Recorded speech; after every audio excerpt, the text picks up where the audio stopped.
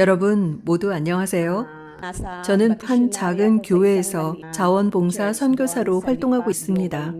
저는 이미 세상 나이로는 62세가 되었지만 제 믿음은 아직 아주 어립니다. 제가 교회에서 자원봉사를 하는 동안 그곳 신도들이 얼마나 열심히 기도하는지를 보았습니다. 그들은 오전 3시 기도, 오후 3시 기도, 그리고 오후 7시 기도를 하는데 정말 매우 강렬합니다. 저는 어떻게 해야 그렇게 열심히 기도하게 될지 모르겠습니다. 라고 말했습니다. 그들은 너무도 열심히 기도하고 있었기 때문입니다. 살아오는 동안 저는 일에만 묻혀 있었고 집안 일뿐이었기에 정말 주님을 위한 시간은 가지질 못했습니다. 제가 아는 유일한 기도는 잠에서 깨어났을 때 주님, 저를 깨워주셔서 너무나 감사합니다. 새로운 날과 새로운 희망을 주셔서 너무나 감사합니다. 라는 것뿐입니다. 그러나 제가 정말 감사하고 있었는지 모르겠습니다. 정말 무의미했습니다. 그래서 제가 아무것도 아니라는 것을 깨닫고 나서는 성경학교에 들어가고 싶은 충동이 생겼습니다. 그래서 여기서 일주일간 성경 집회가 있다고 해서 여기에 오게 된 것입니다. 이곳에서 성경에 대해서 배울 것이라고 기대했습니다. 그런데 첫째 날, 둘째 날, 그리고 셋째 날까지 성경을 공부하다가 제가 태어날 때부터 죄인이라는 것을 깨닫게 되었습니다. 내가 좋아하든 싫어하든 우리의 첫 조상 아담과 하와의 피가 내 혈관에 흐르고 있기 때문이었습니다. 즉 우리 첫 조상에게서 죄를 물려받았음을 깨닫게 되었습니다. 그래서 목사님과 선교사님이 하나님의 말씀을 전하시는 그 설교를 들으면서 주님, 저는 죄인이기 때문에 어딘가에 숨어 있고 싶습니다. 라고 말했습니다.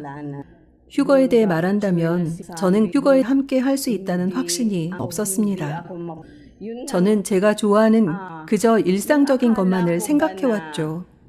매일 해온 일들과 집에서 먹고 마시는 것이 죄를 짓지 않는 정상적인 삶이라고 생각했기 때문입니다.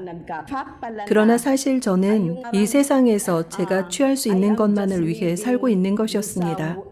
바로 그것은 제가 죄만을 지어왔다는 사실이었습니다. 왜냐하면 나를 나의 죄에서 구속하기 위해 십자가에서 자신의 생명을 바치신 분을 저는 인식하지 못했기 때문입니다. 그래서 처음 3일 동안은 제가 죄인임을 알게 되었을 때 정말 이토록 절망적이고 무력한 것은 없었습니다. 이런 제가 어떻게 구원을 받을 수 있겠습니까? 집에 가고 싶은 마음뿐이었습니다. 저는 집회 4일째가 되어서야 예수 그리스도께서 왜 자신의 생명을 바치시게 되었는지를 깨닫게 되었습니다. 요한복음 3장 16절에 하나님이 세상을 이처럼 사랑하사 독생자를 주셨으니 이는 저를 믿는 자마다 멸망치 않고 영생을 얻게 하려 하심이니라 라는 말씀을 이제야 제가 깨닫게 된 것입니다.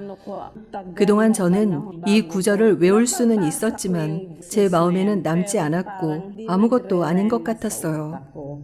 마치 학교 수업 후에 그래 읽었어 라고는 말했지만 제게는 남는 의미가 없었던 것과도 같았습니다.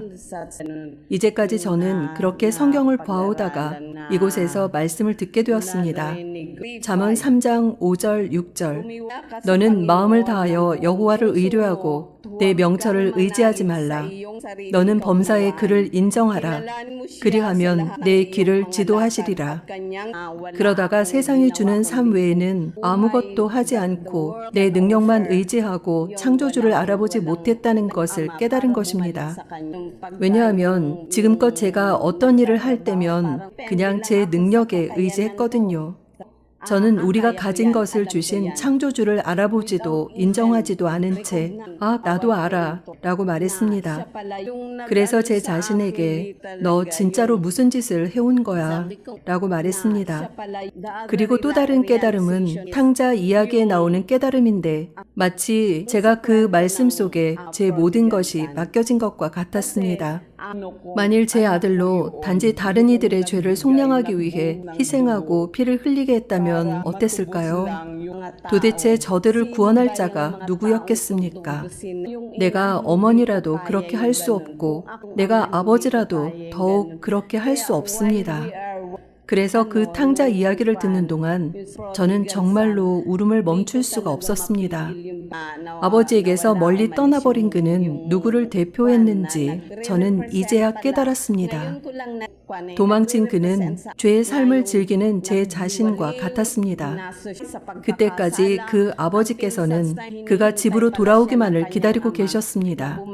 제가 아버지께서 돌아오라고 나를 부르신다는 사실을 알지 못한 채 평생 동안 이 세상을 즐기고 있다는 것을 깨달은 것입니다.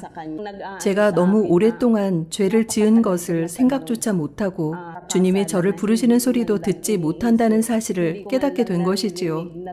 그래서 여기 누가복음 15장 19절에 지금부터는 아버지의 아들이라 일컬음을 감당치 못하겠나이다. 나를 품꾼의 하나로 보소서 하리라 하고 이에 일어나서 아버지께로 돌아가니라.